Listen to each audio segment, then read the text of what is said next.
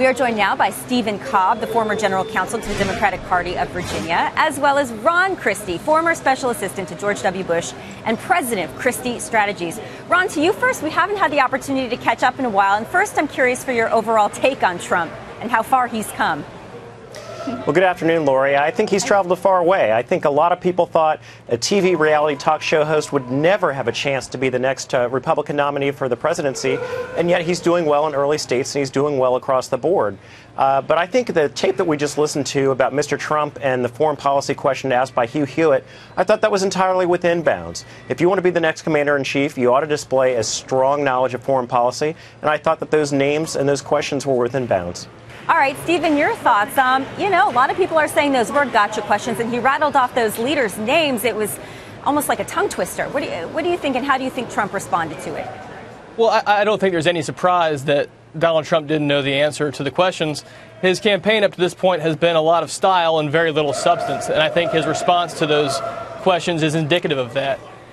Going forward, it's very interesting because Trump always likes to talk about what it's like to be a successful business person and how he wouldn't hire certain Republican candidates over others.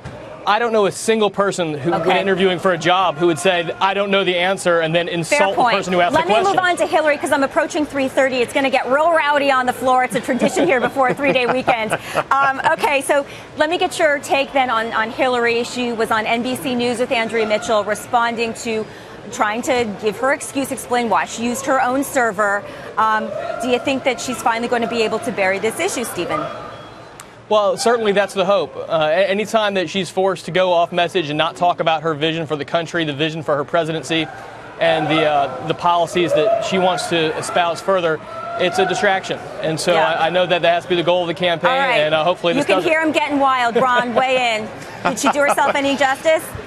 No, she didn't do herself any justice. She keeps saying the same thing. Those of us who have had access to classified material know that if you go to a briefing where classified information is discussed and then you go back to your home server and you send an email, you're still sending classified information. So I think as we round out Lori here at the Labor Day time and we get past this where folks are going back to school, I think a lot more serious questions are going to be asked, and Hillary Clinton's going to have to answer them.